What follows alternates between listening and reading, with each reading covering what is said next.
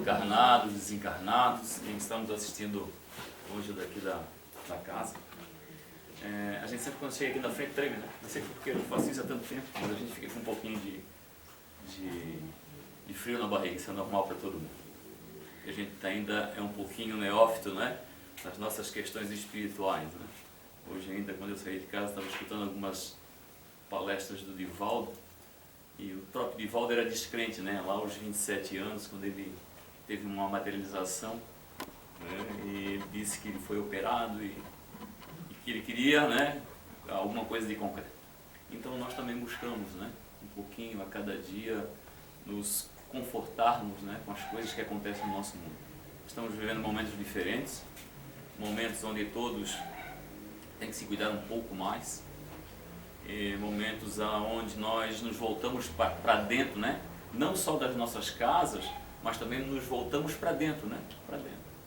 Quantas casas espíritas estão simplesmente online? A minha casa é uma, né? Nós trabalhamos com 400 crianças e a gente está online, né? Porque todas as normas sanitárias não permitem que a gente volte com os nossos trabalhos lá na sede, onde eu sou voluntário, lá no Monte Verde. E isso faz muita falta, né? Na outra semana eu estive lá e a gente acaba sentindo falta das crianças, daquele movimento, né? E a gente em casa, a gente tem que buscar outras alternativas, né?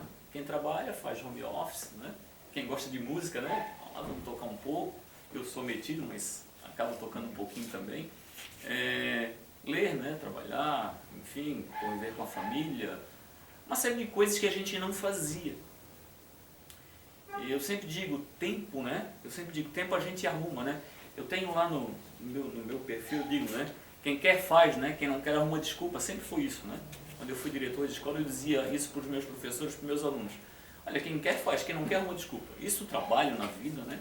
A gente é muito mais fácil nós arrumarmos desculpa para fazer as coisas do que propriamente a gente arregaçar as mangas e fazer essas coisas. A gente nunca tem tempo para nada. A pandemia, o vírus, é um momento, né? Nos trouxe novamente a distribuição do tempo que a gente tem e a gente acaba não aproveitando. Eu vou tirar por mim.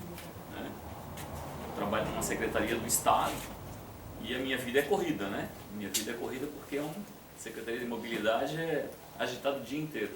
Mas a gente acaba tendo tempo, porque você está em casa, né? Home office, às vezes vai na secretaria, às vezes faz outros tipos de serviço, enfim, né? Mas eu sempre digo, né? Que a gente tem 24 horas o dia.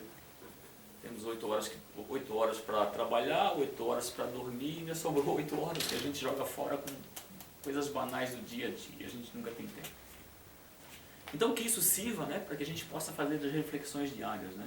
O que é que eu estou fazendo com o meu tempo? O que é que esse tempo, né, de sobra na minha vida nesses dias, nesses 5 meses, 6 meses que nós estamos entrando aí, tem trazido de bom para mim? Eu trago hoje uma conversa com vocês que é sobre realmente o tempo, né? O tempo de se parar, de se pensar e o tempo de se fazer a prece. O tempo de se resgatar isso, né? Lá na nossa infância, para quem é um pouquinho mais velho, né? Eu lembro meu pai, minha mãe muito católica, meu pai quando deitava no meu lado para fazer dormir, normalmente ele fazia uma oração, né? Oração do anjo da guarda, né? Enfim, várias orações da igreja católica. E ele fazia para a gente dormir. Contava para a gente dormir, ou contava algumas histórias, né? Eu tive muito pouco isso com meus filhos. Me penalizo, mas é aquela coisa, né? Você começa a construir a sua vida, vem os filhos, você está trabalhando, e quando você olha, o tempo passou. Os filhos cresceram, né? Alguns amigos estão com neto, bisneto, minha mãe vai para o primeiro bisneto, e a vida passou. E a gente esqueceu de uma coisa importante, que as pessoas estão voltando agora. Deus, que mora dentro da gente, né? Porque se nós somos a imagem e semelhança dele, ele está dentro de nós. E se ele está dentro de nós, nós temos que estar preocupados como é que a gente cuida, né? Desse corpício que ele nos deu para essa jornada, para essa caminhada. O que eu tenho feito, né? Santo Agostinho diz o seguinte: nós que trilhamos os escuros caminhos da ignorância espiritual e que achamos a senda da verdade, voltamos ao mundo dos homens para reafirmar que o princípio das dores da vida humana é a escolha de caminhos que não estão nas cartas universais das leis divinas. E será que nós escolhemos os nossos caminhos, né? Os nossos caminhos de luz, os nossos caminhos de fé, os nossos caminhos de amor? Será que nós escolhemos eles? O que é que a gente faz com os caminhos que a gente recebe, né? Com as aflições, com o nosso sofrimento, com o nosso amor? O que é que a gente faz? Então, para a gente fazer uma reflexão, a gente pode ouvir lá do fundo do coração, né? O que a gente está fazendo de reflexão nesses dias difíceis? E Jesus diz assim: Senhor, tua luz traz imensa paz, tu és a verdade e o caminho, porto seguro das aflições, ampara o sofredor,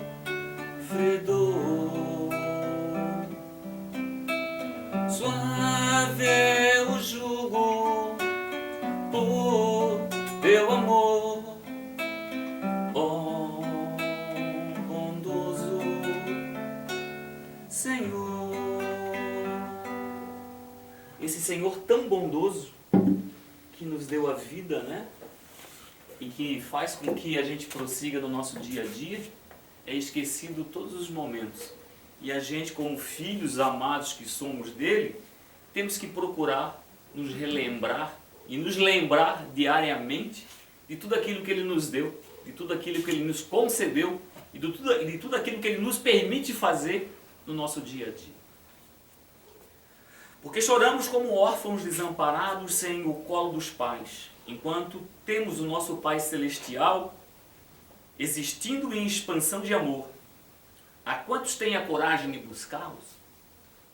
Quantos de nós, né, buscamos a Deus, na sua infinita bondade, nesses dias?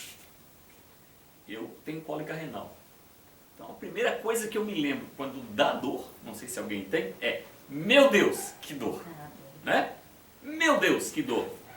E às vezes a gente, por que é só? A gente se lembra dele, né? Nesses momentos, né? Eu estou trazendo esse exemplo, porque normalmente a gente lembra de Deus nas aflições. Mas por que a gente não lembra de Deus para agradecer? Por que a gente só lembra de Deus para pedir? Então a prece tem muito disso, né? Condições da prece, meus irmãos. Quando orardes, não sejais como os hipócritas que se comprazem em orar em pé nas sinagogas e nas esquinas das ruas para serem vistos pelos homens. Em verdade vos digo, eles já receberam o seu galardão. Mas quando orardes, entrai em vosso aposento, fecha a tua porta, orai ao vosso Pai em segredo, e teu Pai, que vê secretamente, vos recompensará. É forte isso, né? Muitas vezes nós acabamos, né, querer mostrar para o mundo que estamos conectados com Deus, né? Mas do fundo aquilo não sai de dentro do coração. Aquilo não vem espontaneamente e que faz com que seja da boca para fora. E tudo que é da boca para fora não tem validade, né? De intenção, os umbrais estão cheios, né? Jesus diz o seguinte sobre a prece: não afeteis de muito orar, porque não é pela multiplicidade das palavras que sereis atendidos, mas pela sinceridade. Está escrito lá em São Marcos, capítulo 6, versículo de 5 a 8. Quer dizer, não é pela quantidade de palavras, né? A grande maioria aqui, nós viemos da mesma base religiosa, né? Que é o cristianismo. Porque todos nós acreditamos em Cristo. Todas as religiões praticamente acreditam em Cristo, né? Mas a gente tem a base da religião católica, né? E se a gente vê na religião católica, eu frequentei religião, fui coroinha, né? Toquei, cantei, fiz parte da igreja, quase fui padre, né?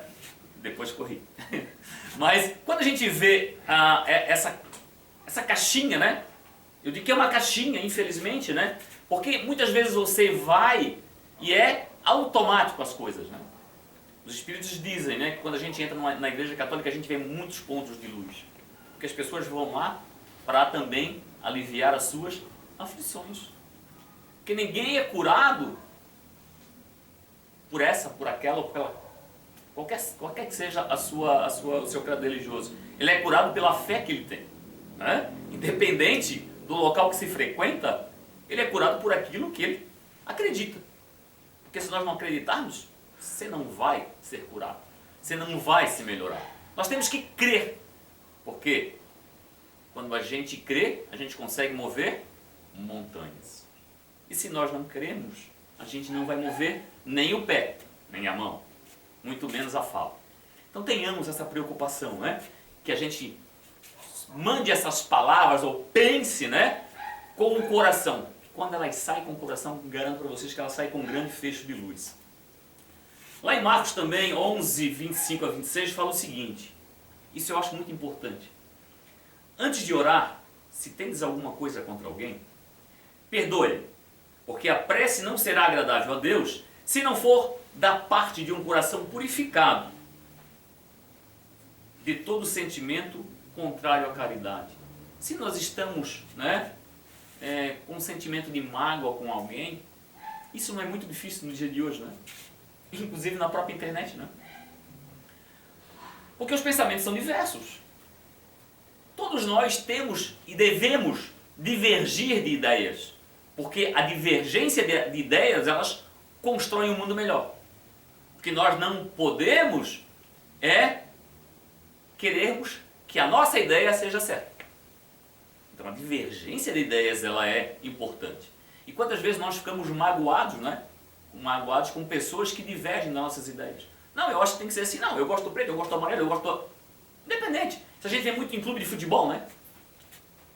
Porque eu sou do Chapecó, eu sou do Corinthians, eu sou do Flamengo, eu sou do Figueirense, eu sou do Avaí. E quantas inimizades se fazem nisso? Né? Quantas inimizades? E aí vem a história do ciúme, né? Do orgulho, da vaidade, que causam a maledicência diária, que causam as intrigas diárias. Por que eu não fico feliz quando o meu vizinho pinta a casa ou reforma, ou compra um carro novo, ou quando o filho dele... Por que eu não fico feliz?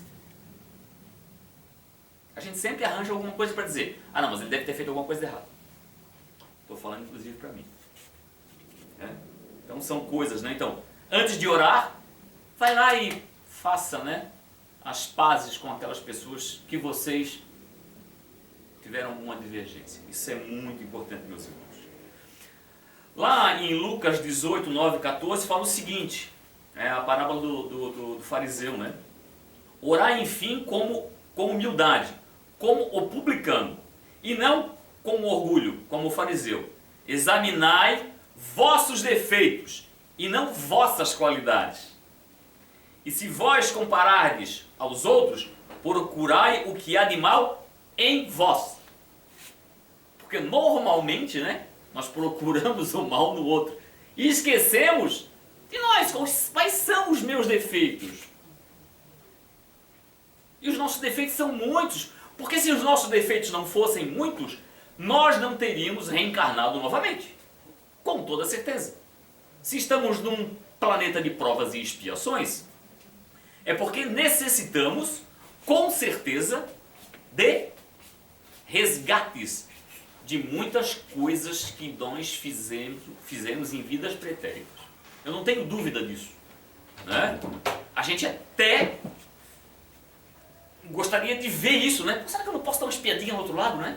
Quem tem evidência faz isso, mas nem quer, né? Porque assusta mais, né? Quem tem evidência fica assustado, né? Que vive os dois planos e tem que ter, né, uma preparação muito forte para isso, né?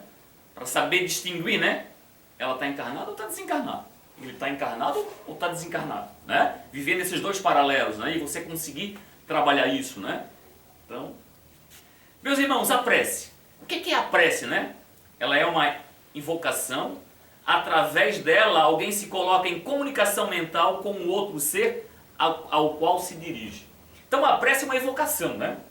O objetivo dela é para pedir, para agradecer e para louvar. Então, a prece ela é importante no nosso dia. Nós podemos acordar e já dizer, obrigado. Acordei mais uma vez, mais um dia encarnado, mais um dia que eu posso botar um grãozinho da areinha lá da praia, né? Aquele grãozinho minúsculo, né? Na minha caminhada. Para resgatar um pouquinho, né? As minhas dívidas. Ou, louvar, né? A divindade. Louvar a Deus, louvar a Jesus, a Maria. Enfim, né? Eu sempre digo, né? Que esse conjunto de seres especiais, né? Eles recebem os nossos pedidos e eles processam se somos merecedores ou não de recebê-los. Eu sempre conto uma historinha quando eu falo de prece, né? De um cidadão lá em Florianópolis que jogava na loteria e ele ia, aliás, ele queria ganhar a loteria, então ele sempre ia na catedral, entrava e fazia o pedido, né? Olha, se eu ganhar, né, na loteria eu faço isso, olha, se eu... Até que um dia o santo se revoltou e falou para ele, né? Pelo menos joga, né? Então às vezes a nossa fé, né, tem que ser ajudada também, né? Às vezes a gente quer fazer um pedido e não se ajuda. Olha, eu quero, vamos dizer lá, eu quero me curar de tal coisa. Não vou nem dizer o nome das doenças que a gente tem hoje para se curar, né? Mas se eu não me ajudar, eu não vou ficar curado, gente. Não tem como. Às vezes sai da boca para fora, né? E quando a gente está na sala de passe, a gente fala, olha, mentalizem, né? Mentalizem o passe, mentalizem aonde vocês querem que essa energia que vai passar através do médio, para onde é que ela canalize? Ou para quem você quer que ela vá, né? Eu fui criado com isso porque minha avó era benzedeira, né? Lá da Trindade. E eu via minha avó fazer as orações, né? E ela atingia longe isso. Né? Porque eu via ela curar muitas pessoas. Naquela época, né, há 40 anos atrás, isso era uma coisa, chamava benzedeiras mesmo, né? Para alguns era bruxa, mas era uma benzedeira. E ela alcançava, né? Via ela curando muitas pessoas, porque eu sempre estava no centro com ela. Eu gostava de estar ali, sentir o cheiro do defumador, né? Não sei se vocês conhecem o defumador, feito com guiné, com arruda e com outras ervas que eu ajudava a picar, né, para a avó, incensar, né, tipo do incenso, né, que na época não tinha, mas era muito cheiroso porque ele dava uma energia muito boa. Então assim, se eu não tenho a pretensão de irradiar na prece aquilo que eu quero, não vou conseguir os meus objetivos. As preces dirigidas a Deus são ouvidas pelos espíritos encarregados da execução de suas vontades. E por outro lado, aquelas que são dirigidas aos bons espíritos são levadas a Deus, pois nada se pode fazer sem a vontade de Deus. Nada se pode fazer sem a vontade de Deus. Se nós reencarnamos num planeta de provas e expiações, é para melhorarmos, né? E Deus sabe o que Ele está fazendo. No sábado discutimos sobre isso com alguns irmãos que não militam na doutrina. Um perdeu o pai e o outro perdeu a avó. Estavam bem desesperados. Para um eu levei aquele livro, Violeta da Janela, e digo, ó, lê, né? Dá uma lidinha nesse livro, é bem legal a história dele, para ter uma ideia do que vai acontecer lá no outro lado, quando a gente desencarna. E a gente conversava sobre isso e eles, mas eu sou materialista, é porque eu sou isso, é porque eu sou aquilo, é porque eu quero aquilo, eu não acredito. Eu digo, gente, é difícil, realmente é difícil. Para quem milita e para quem já convive diariamente na doutrina, já é complicado. Tu imagina para quem não conhece, né? E tem um materialismo no corpo, né? Nós somos material, né? Nós somos muito terra-terra ainda, né? Então a gente tem que ter essa preocupação, meus irmãos, porque nós temos que dirigir essa prece de forma espontânea para que os bons espíritos a encaminhem. Com toda certeza, né? Tudo que a gente mentalizar vai chegar a quem tem que chegar. E qual é a eficácia dessa prece? Há realmente a necessidade de orar, pois se Deus já sabe de tudo e a tudo providencia? Vocês acham que é a necessidade? Também se Deus tudo já programou, como mudar uma situação já existente? Coisa complicada, né? Mas se nós temos o nosso livre-arbítrio, não significa dizer que está programado para mim morrer, de repente, num acidente, que eu vá morrer num acidente, né? Basta que eu respeite as leis de segurança, né? Olha, bota assim de segurança, anda 80 km por hora, né? Daqui a pouco tu vai chegar lá em cima e desencarnou. Por que desencarnou? Cara, eu te avisei que você não podia andar sobre velocidade, você quis andar. Eu te avisei que tinha que respeitar os sinais de trânsito, você passou na sinaleira. Tem tantas coisas que a gente acaba contribuindo para ir para o outro lado.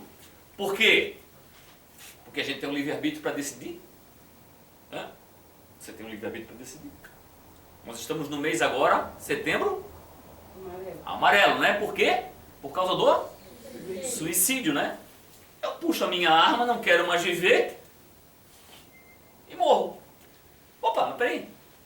Mas eu chego do outro lado e vi que eu não morri. E que está pior a emenda do que o soneto, né? Porque eu vou sofrer muito mais naquele lado. Porque ninguém tem o direito de tirar a vida de ninguém, muito menos eu, a minha. Então, meus irmãos, a prece vai nesse sentido, né? Orai e vigiai, orai e vigiai. Tenham essa preocupação, por quê? Porque nós vamos ser tentados todos os dias.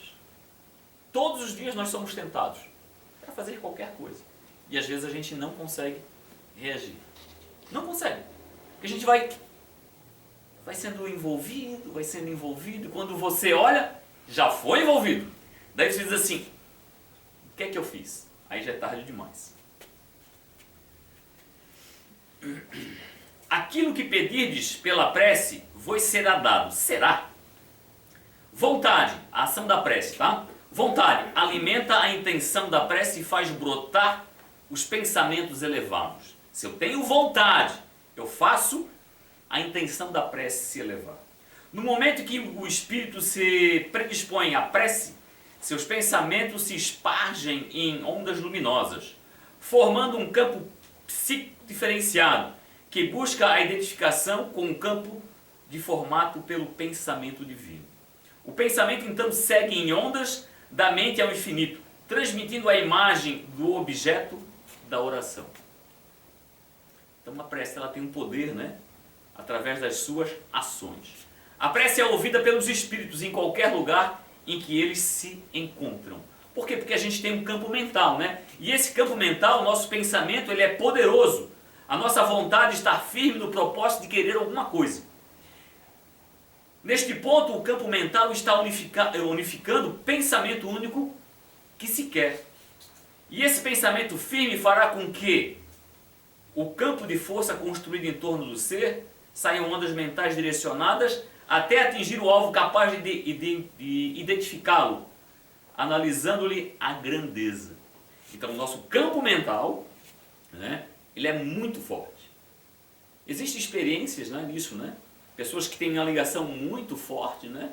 Elas conseguem identificar o que uma e outra estão a pensar, ou o que estão a segurar, ou o que estão fazendo. Isso é bastante interessante. Isso na própria psicologia, né, se faz vários testes com relação a isso, né? Quer dizer, a mediunidade ela é muito aflorada, né? E você consegue fazer esse deslocamento, né, de energia, de pensamento, né, que vai longe. A prece vai longe. O poder da prece. A prece proferida sob as condições ideais da mente, da consciência operante, faz a movimentação de energias construtivas agirem sobre o alvo que a estimula, ou que a estimulou. Então a prece, né, proferida em condições ideais. Qual é a condição ideal? Um local tranquilo, né? De repente dentro do quarto, na sala, né? Um local onde você consiga se conectar. Normalmente, né, dentro da casa a gente consegue se conectar bem. Mas a gente tem que deixar tudo de ruim lá fora, né? Para poder fazer uma boa conexão. O pensamento dirigido é mantido por vontade férrea, por uma fé inabalável. Movimenta todas as forças vibratórias que banham a mente emissora no âmbito da frequência das ondas emitidas. Se não acreditarem em onda, pense no celular. Eu posso ligar agora e falar no Japão. São ondas que vão através de antenas e eu consigo fazer essa conexão de falar, né? Imagina que a prece faça isso, né? Eu não preciso do WhatsApp para mandar prece para os bons espíritos, nem para Deus, nem para ninguém, né? Faça essa conexão direta, né? Faça essa conexão direta. Então tenhamos essa preocupação, né? Que nós, através da prece, temos um grande poder. Poder de mover as montanhas que estão dentro de nós. Porque Porque primeiro de tudo nós temos que mover as montanhas que estão dentro de nós. Porque senão eu não consigo tirar a mesa daqui. Não adianta eu querer tirar a mesa daqui. O que a gente falou lá no começo? Eu tenho que olhar primeiro para dentro de mim. Para que eu possa me renovar, né? A tal famosa reforma íntima. Leon Denis explica o seguinte: com a mente preparada para a oração, é evidente que a força que emana tem muito maior alcance do que a força originária da prece feita apenas por obrigação. Prece feita por obrigação. Evitamos a obrigação religiosa, em termos de pensamentos, hábito pelo hábito e mera repetição sem nenhum valor real. Nem obrigação e nem hábito pelo hábito. Tem que ser de coração. Movimentações das forças do sentimento. Irradiações poderosas partem de nós em busca de Deus. E Ele, como Pai amoroso, nos responde, favorecendo-nos ao convívio com a sua realidade divina. A manutenção desse estado de alma é imprescindível para estarmos constantemente com Deus e não apenas nas horas em que estamos em dificuldade. Opa! Então nós temos que estar com Deus todos os dias e não só quando as necessidades batem à nossa porta. Porque é muito fácil, né? É muito fácil a gente ter tudo, né? E quando me falta alguma coisa eu fico desesperado. E aí a gente implora para que Deus nos ajude. Se nós nos conectarmos todo dia com Ele, com certeza o caminho irá ficar mais fácil. Não tenho dúvida disso. Mas como estamos engatinhando, né, temos as nossas dificuldades. Moral e espiritual. Atos dos Apóstolos 12:12 diz o seguinte: reuni-vos para orar. A prece feita em comum é feixe de vontade, de pensamentos, de raios, harmonias e perfume que se dirige mais poderosamente ao seu alvo. Pode adquirir uma força irreversível, uma força capaz de agitar, de abalar as massas fluídicas. Massas fluídicas. Então a prece, né, ela tem esse poder, né, esse poder de transformar. Procure se transformar através da prece, meus irmãos. Porque ela vai fazer um bem enorme no nosso dia a dia, né? Coloquem ela no dia a dia como se ela fosse o café da manhã, ou como se ela fosse a janta, né? Modo de orar. Como é que a gente ora, né? Oração matinal. A prece do cristão, do espírita principalmente, deve ser feita no momento em que o espírito retoma o jugo da carne e deve elevar-se com humildade aos pés da majestade divina, num impulso de reconhecimento por todos os benefícios recebidos até esse dia. Então assim, quando eu volto, né, porque todo mundo sabe que quando a gente vai para o sono físico, né, a nossa alminha, né, sai voando por aí, né? De vez em quando a gente até lembra onde é que foi, né? Normalmente acorda num suador, então num frio, né? De vez em quando eu acordo com frio danado, né? Devo ter ido lá embaixo, sei lá, ajudar alguém, mas volto num frio. E, quer dizer, quando eu volto, né, que eu acordo, né? Opa, cara, vou agradecer, né? Estou encarnado e ainda trabalhei à noite. Ainda fui ajudar aqueles necessitados. Porque os necessitados não são só os encarnados. Porque nós temos mais de 25 milhões de desencarnados que querem encarnar. Então, para cada um de vocês, ao lado tem uns 5 ou 6. Tem gente que tem mais. Eu devo ter mais que vocês. Mais. Com humildade, pedir pela sua fraqueza, suplicando o seu amparo, a sua indulgência. Pedi, pois, antes de tudo, pela sua melhora moral. Pedi, antes de tudo, pela melhora moral. E vereis que torrentes de graça e consolação se derramarão sobre vós. A oração noturna é fundamental, pois que o espírito emancipa-se com o sono físico e o homem deve procurar proteção espiritual. Então à noite eu agradeço, porque eu vou dormir, e peço para o meu protetor: amigo, fica do meu lado, cara, me bota na tua moto que eu vou na garupa e você me leva aí pra gente, né, dar umas bandas pro lado de lá e me leva para o lugar para trabalhar. Me leva para trabalhar, tem muito trabalho no outro lado.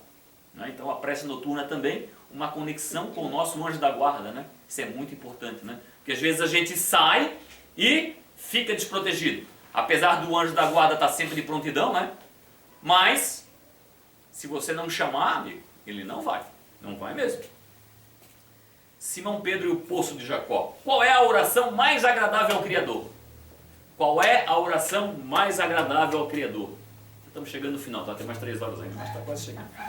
O Evangelho, da primeira à última letra, é a oração mais agradável a Deus. Então, não sei se vocês têm o hábito, eu tenho, de fazer o Evangelho no lar uma vez por semana. O meu é todo domingo às 8 horas da noite. Faço eu e meu filho. Já fizemos isso por alguns anos. Sentamos nós dois, né? E fizemos o Evangelho. Mesmo que só lido, né? Uns 4, 5, 10, 20 minutos. Né? Melhor é que a gente leia e que a gente comente alguma coisa, né? Sempre um copinho d'água, né? Sempre com horário marcado, que é muito importante. Então, o Evangelho, da primeira à última letra, é a oração mais agradável a Deus. Aquele que começar a vivê-lo está orando nos moldes que a vida espera. Então não adianta eu, como espírita, vir aqui para... Eu sempre falo, né? Lá na casa eu brinco muito, né? Nós temos muito espírita teórico. Eu quero ver arregaçar a manga. Tá? Ser voluntário na casa, né? Fazer a sopa e entregar. Não ficar com medo do morador de rua que é fedido. Não ficar com medo da criança mal criada que trabalha com a gente. Não. Se eu for só teórico, eu estou perdendo tempo. Eu não posso perder tempo na minha encarnação. Fazendo ou não fazendo, a encarnação vai passar. E depois nós vamos nos arrepender porque não aproveitamos. E nos arrependeremos, com certeza. Não tenho dúvida disso.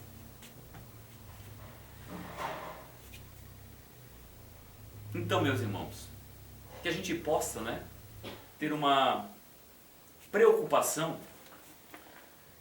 de diariamente nós ouvirmos, né, o Senhor através da prece, para que Ele possa nos guiar, para que Ele possa mostrar que as águas do mundo nos limpam, né?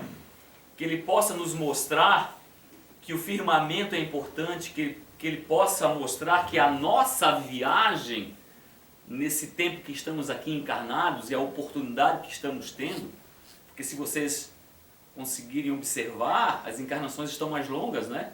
Antigamente se desencarnava com 30, 40 anos, né? Hoje a gente vai 90, né? Então a gente acaba fazendo 2 encarnações numa só. Então isso acaba ajudando bastante, né? Você mata 2 em uma, né? Se a gente não aproveitar, eu sempre digo assim, né? Ah, eu vou fazer quando eu me aposentar, eu vou fazer quando isso, eu vou fazer quando aquilo. Não, nós temos que fazer a todo momento. Começamos por onde? Por nós, pela nossa casa. E depois vamos estendendo isso, né, aos pouquinhos, para que todas as pessoas ao nosso redor possam com certeza, né, usufruir da luz que nós tentaremos irradiar. E através dessa prece, com certeza a gente vai irradiar muita luz, muita paz, muito amor. Porque é a única forma, né, de a gente mudar o mundo é com amor, com caridade, né, com honestidade. Isso começa aonde? Dentro da nossa casa, dentro da escola, né, que é a nossa família. A fruta nunca cai longe do pé. Nunca cai.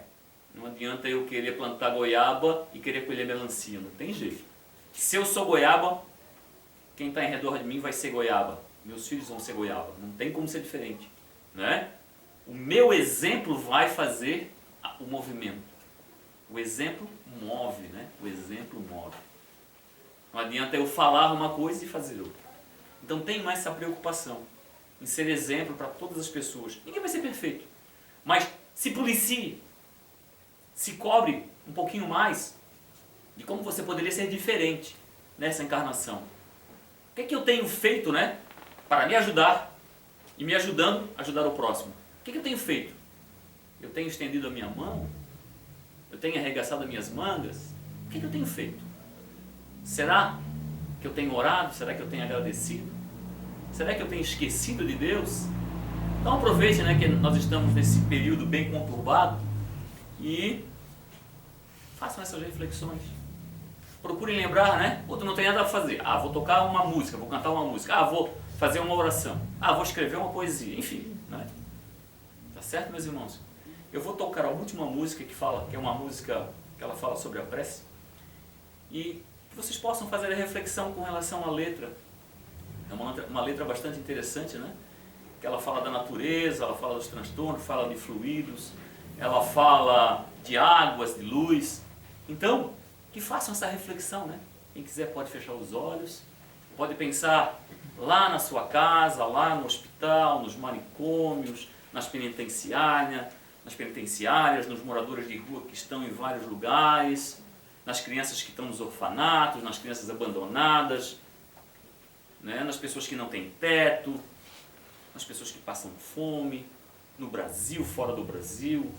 Todas as calamidades que têm acontecido, né, nesse ano de 2020 que chacoalhou o mundo, assim, opa, vamos lá, vamos dar uma chacoalhada para ver se vocês voltam para o eixo. A gente tem que pensar, para que a gente possa realmente voltar a, vamos dizer, curtir a nossa encarnação de maneira saudável. Então vamos lá, meus irmãos.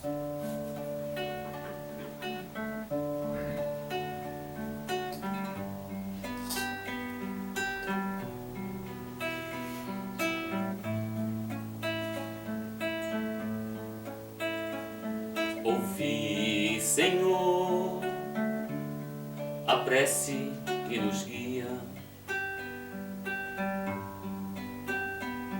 e derramai as águas sobre a mesa dos cântaros da luz da natureza, os fluidos salutares da alegria.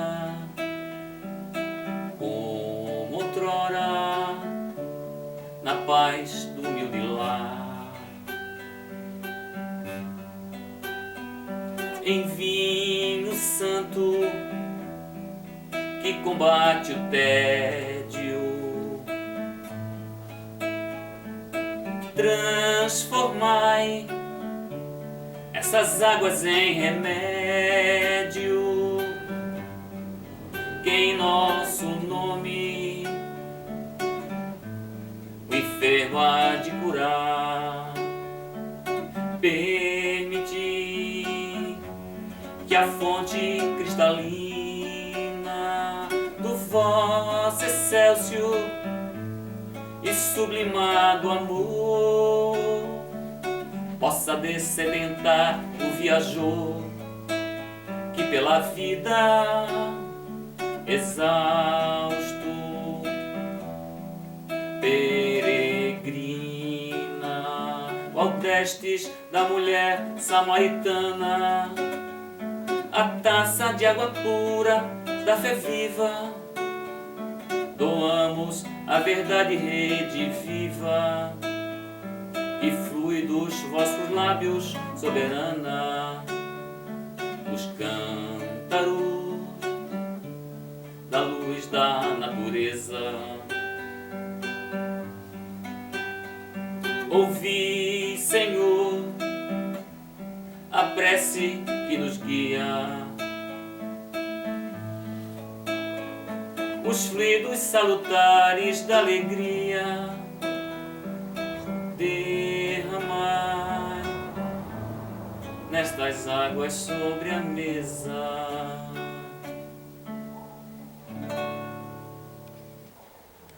Todos os irmãos, muito obrigado pela oportunidade. Que Jesus esteja no coração de todos e que a gente possa fazer uma boa semana. Que assim seja.